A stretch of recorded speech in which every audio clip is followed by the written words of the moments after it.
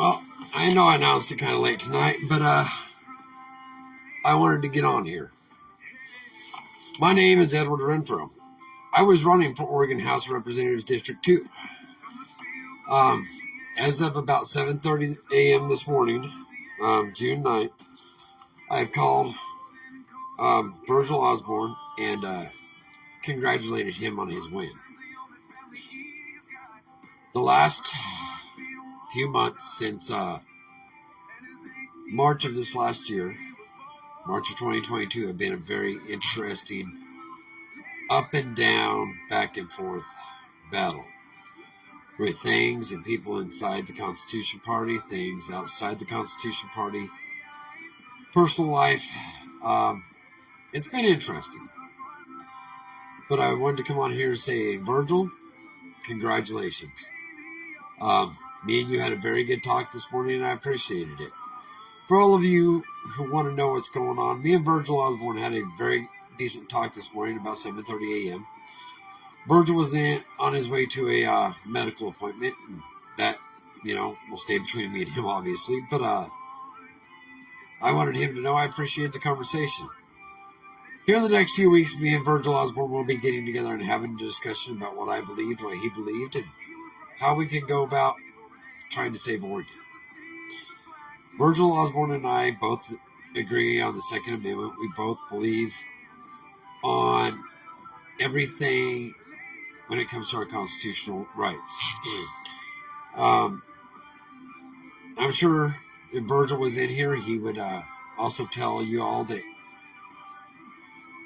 he believes the same thing I do, and that the Democrat Party went after the NAV and the Republican Party did not go after the NAV vote this year. We didn't have people out knocking specifically on non-affiliated voters' doors and trying to talk to them. And that's where we need to figure out things. Unfortunately, we still don't know who our governor is. We still do not know the exact figures on... Oh, hold on a sec. Virgle actually asked to join. Give me just a sec. Accept. Add. It says it's trying to add. Come on. Come on, Facebook. Facebook apparently being a prick. You there, Virgle? Yeah, I'm here. Only on voice, I think. So, yeah, I only have you on voice. That's fine. For everybody who doesn't know, the man that just joined me is Virgle Osborne. He has won the campaign for Oregon House of Representatives District 2. First and foremost, I wanted to thank you for the call this morning. It was very encouraging the way me and you can talk. Oh, yeah. About everything. Absolutely, buddy. Go ahead, Virgle. I say absolutely. We'll always have a good line of communication, so I respect you. Well, like I said from day one with you, it wasn't about, either one of us trying to attack each other. It was about we both want what's best for Oregon. I wish the Republican Party not so much here in like Douglas County, but outside of Douglas County, when it went after the non-affiliated voters and got them out and voting this year. The turnout hasn't been what I thought it was going to be, and I'm a little shocked at that one. But beyond that, it was good. Me and you haven't got to meet in person. We've talked on the phone a few times and through Messenger and a few other things. But but yeah, I'd definitely like to get together with you the next couple of weeks, sit down, have breakfast, lunch, whatever we can figure out, because both our schedules are probably getting crazy. Yeah, we'll definitely do it though.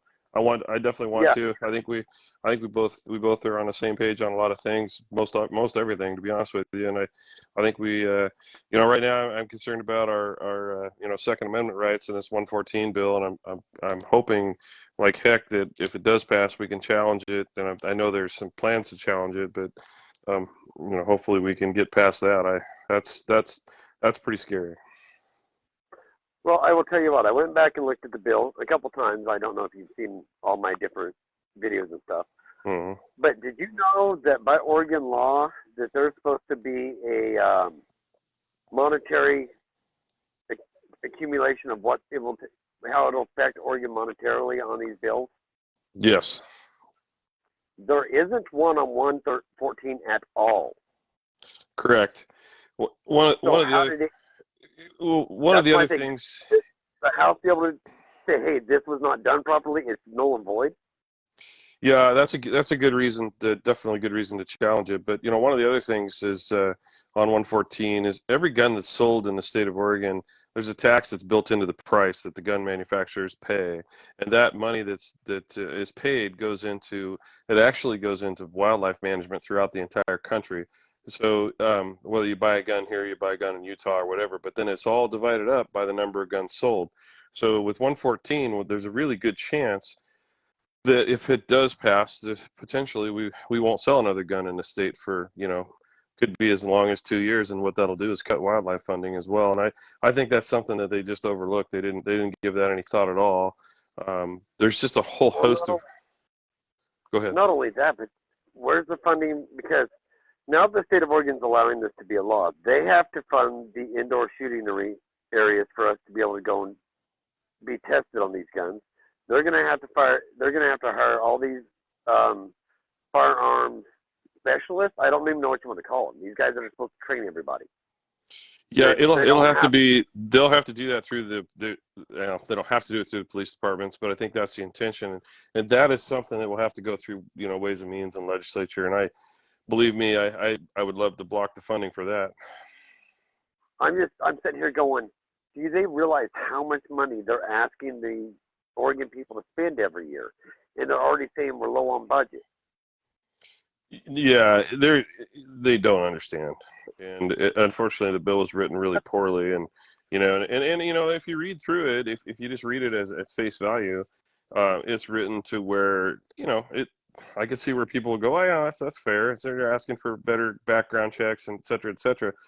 You already have to have a background check to buy a gun in the state. You shouldn't have to do it twice, and especially. Yeah, we have to go through every gun, and here's what people don't realize. Every gun you buy, not just a one-time thing every 5 years like they're talking about. Every gun you buy has to have a background check, not just once, every time.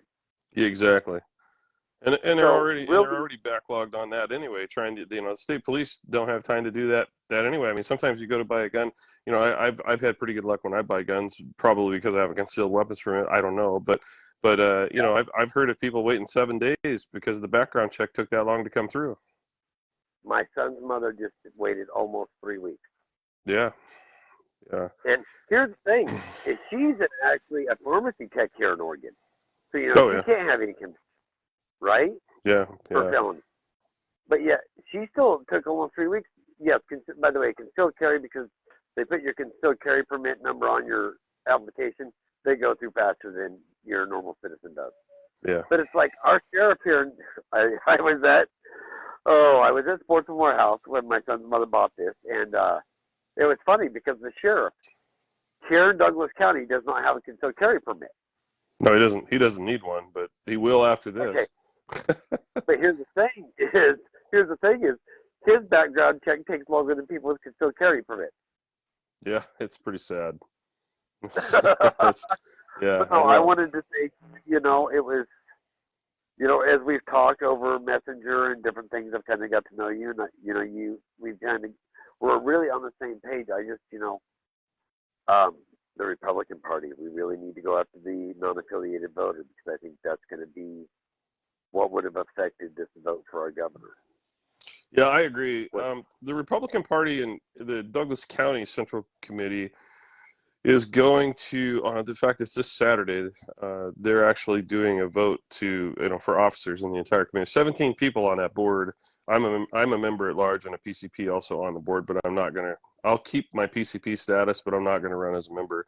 But I believe, just looking at the slate, there's an America First slate that I think there's going to be a lot of changes. And unfortunately, this election's kind of behind us, but hopefully what we can do with the changes that happen to our Republican Party here, we can start really going after the non-affiliated voters. Part of the problem with the non-affiliated voters is if you go down and get your license renewed, or you get your driver's license for the first time, even if you're 16 years old, you automatically become registered to vote as a non-affiliated voter because of your license purchase, unless you tell them at that time, and there's a little tiny box down at the bottom that you check an R or a D, otherwise you're automatically unaffiliated. So the truth about that is the unaffiliated base is, at least in Douglas County, is probably leans a lot more conservative than it does to the liberal side. But that's true in Douglas County. It's obviously it's not true necessarily up north, and there's a lot more population when you get into Portland, Multnomah County, that type of thing. So the whole thing is so darn deceiving. Well, the thing is I've talked to some non-affiliated voters this year, and they don't receive anything basically for the primary vote. That's right. Right. So they kind of like out to the side. Yeah, they would have.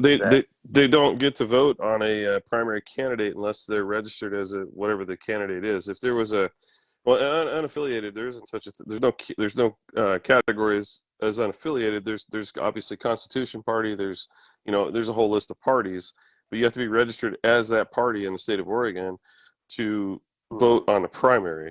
There's been some talk of changing that, and that has some really good beneficial things, but it also could, you could end up with rhinos in the party on purpose so they can, influence the primary. So it's dangerous. I think we both know we have a bunch of rhinos around, but I wanted to thank you. I didn't expect to see you come on, and it's really cool that you did, and I appreciate it. But I wanted to say congratulations, as I did this morning. Yeah, you did. We will I get appreciate together. it. We will work together. Earlier this year, you sent me a message about possibly me working up here in the northern area. So there's a lot of people that are out of touch with what's going on and don't feel heard. I can tell you that. Yeah, no, I completely agree, and I appreciate you. I think you ran a clean campaign. I think it's it's campaigning is a pain in the butt, as you know. It's expensive, and it takes a lot of your time, and so I admire anybody that's willing to jump in and actually give it some effort, and you did that, and you didn't come out dirty or come out throwing rocks, and that's not me either. I don't do that, but I appreciate you for that. So nice. Well, I appreciate nice the work. fact that neither one of us went there, and we didn't have to. You saw what I was going through with somebody else, and as I told you, I will never mention his name on any of my lives ever. Period. There I you won't go. give the man 15 seconds. So I appreciate your time. You Yep. take care of yourself. I saw you were looking for, and I want everybody to kind of know.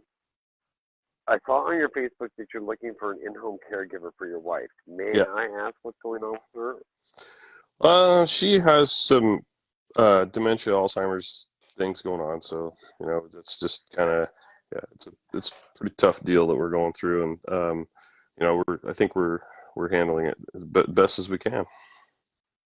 Well, I just wanted people to kind of know what you've been dealing with on the side of also trying to fight for Oregon, and that's not easy. I've been around people with Alzheimer's and dementia. If there's anything me or my family can do, let us know. I appreciate it, buddy. I really do. Well, cool, man. Well, I'm gonna bug out of your call and let you finish doing your thing. Well, I'm gonna get off here too, Virgil. I appreciate you. Take care of yourself. All right, man. Take care. Bye-bye. Bye.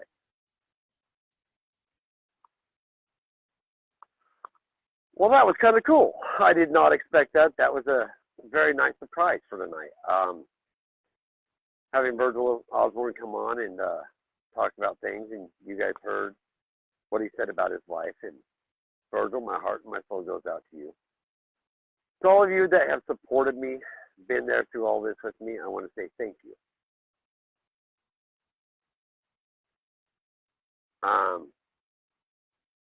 Thank you for being there. Thank you for trying to help me through all this. Thank you for the support.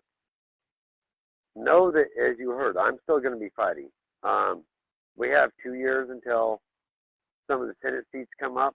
We have 4 years till, I'm thinking about making a bigger run than just Oregon House of Representatives. We'll talk about it and see where we go from there, folks. But no, I'm still here. I'm watching. I'm dealing with school boards. I'm going to be dealing with some healthcare things, and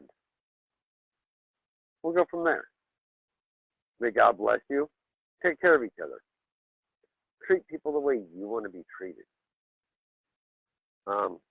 Remember, all of us are going through a hard time. This is one of the hardest times in life. that we've ever had when it comes to our economy. Take care of yourself and each other. God bless. See you later.